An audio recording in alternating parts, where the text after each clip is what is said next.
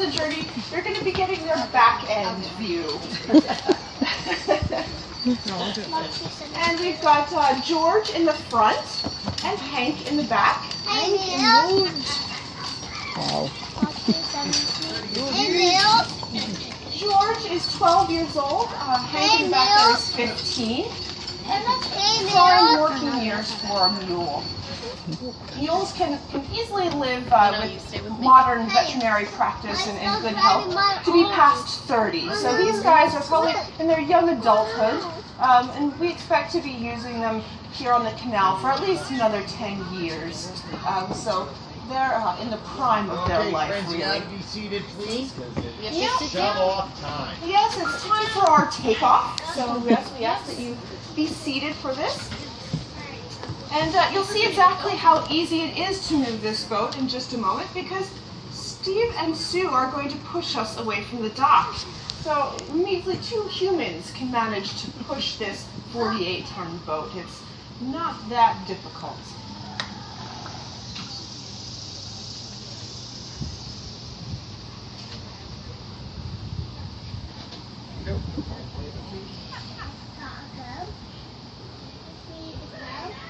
And there we are, we're off.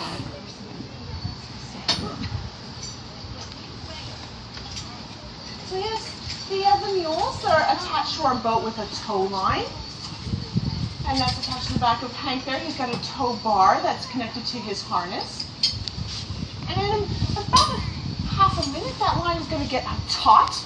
And this is where they're going to have to work their hardest. They just have to get us moving in the right direction. They'll take a few stiff, big steps, and then we'll start walking comfortably. Here they go.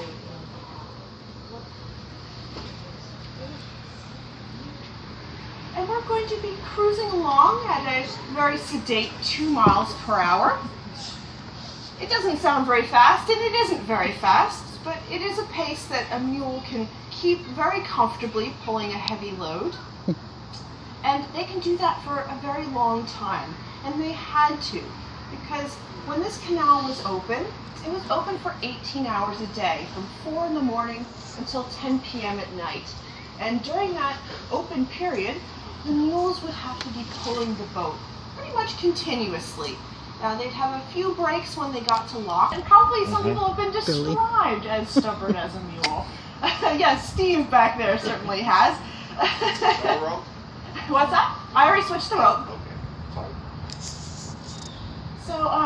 So yes, stubborn as a mule, but actually that's that donkey intelligence coming through, because a mule will know to stop working if there's a problem.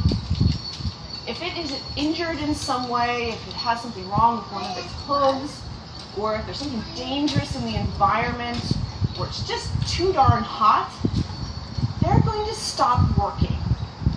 And that's a good thing, because your mules on the canal are your most valuable asset, and you want them to be in good working order.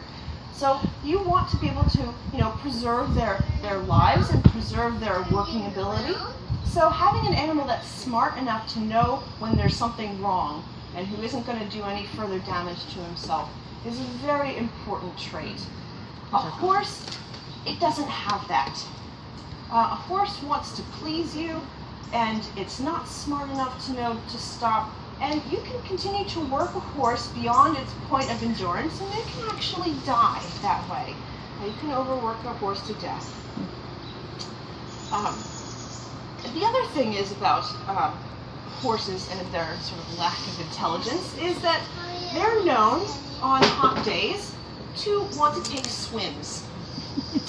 We have this lovely inviting canal, and a horse that's feeling a bit hot and tired, and it might decide to take a swim in that canal. But it's not a good idea if you are harnessed up to a canal boat, and particularly if there's a lot of boat traffic going by, which there would have been. This is sort of the equivalent of having your dog run out onto the highway. It's very, very treacherous. So, if your horse goes into the canal, it very well may not come out alive. So that's a terrible thing. But these mules, they're smarter than that. They're very, very cautious. They don't like to be in places where they can't see where their feet are going. And George in the front there, he's so particular about water and stepping in water that he will go around puddles on the towpath. You know, even when they're only, you know, a smidge, you know, just tiny little puddle, he will walk around them. He's just too cautious. He doesn't know if it's going to slip out underneath of him. So he doesn't even want to touch a puddle. So that's an excellent trait. And then, of course, they can work for 18 hours a day. They know how to pace themselves. A horse, they're wonderful animals, they're wonderful to ride, but they'll wear themselves out pretty quickly. If you were to try to pull a canal boat with horses, you'd have to switch out the teams, probably every 4 to 5 hours. Now, you could probably manage a quicker pace than 2 miles per hour, but you know, you'd be, you know, doing it in a very inefficient manner, and you'd have to be fairly wealthy to have multi-teams of horses to do that job. So mules were the preferred choice on this canal, and that's what really were pulling all of the canal boats when this canal was open. But I guess we probably have to explain why we even have a canal, right? You know, it's not something that naturally occurs in the environment. It's not like the Lehigh River that's nearby, that was formed over thousands of years with geological processes. This canal is man-made. Someone had to build it. They had to invest a lot of time and money and effort to put it here. And so there had to be a really excellent reason to do it. Well, it kind of all boils down to one word: coal. Back in the early 1800s, we were a brand new country. We had declared our independence from Britain, that they weren't going to conquer us by landing troops on our soil. They'd tried that before. They're just, you know, our country was just too big and there's too many places for us to hide. So instead of landing troops, they decided that they were going to blockade our ports. And this was pretty smart because back then, across the land, roads were terrible, if there even were roads. So it was very difficult to move things across the land, so a lot of our trade between our colonies occurred along the eastern seaboard by ship. And by blockading all of our ports, they cut off all of this trade, and that particularly meant a lot because it cut off the coal that was coming up from the Virginias and the Carolinas. Now, Philadelphia at that time period was the biggest city in our country, and it was the center of a lot of our industry, particularly our ironworks.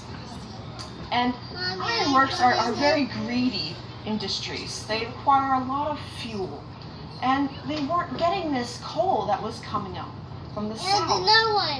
So they switched over to charcoal during the war. Because you have to keep making iron. You have to defend yourself. You have to make cannons and cannonballs.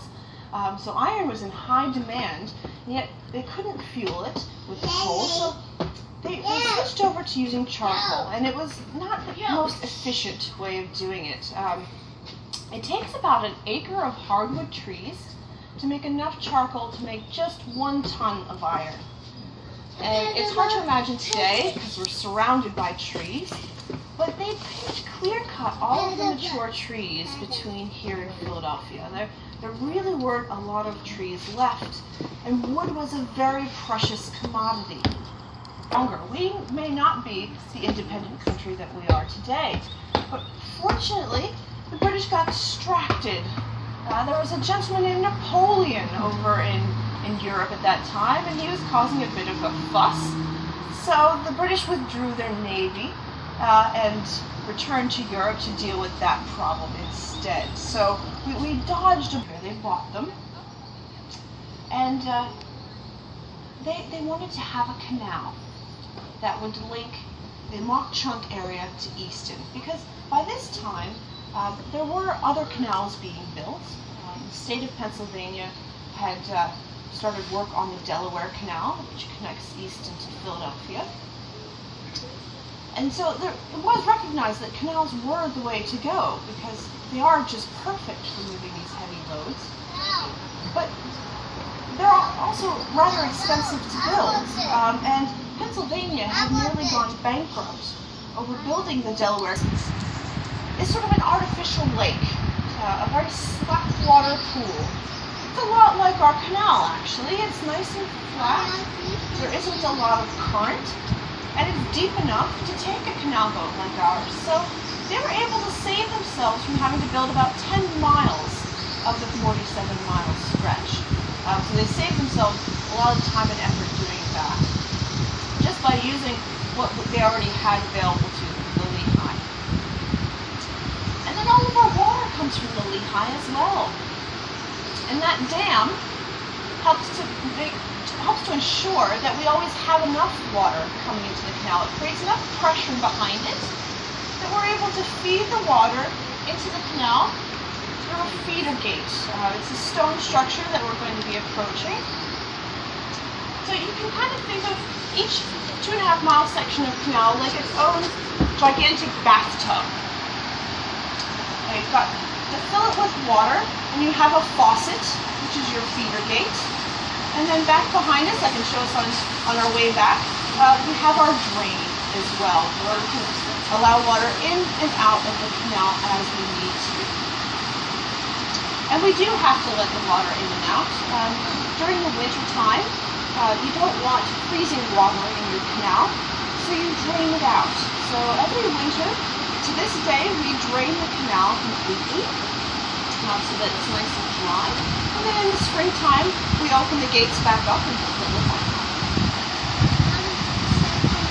So now you can get a good view of the dam. This one's known as the chain dam.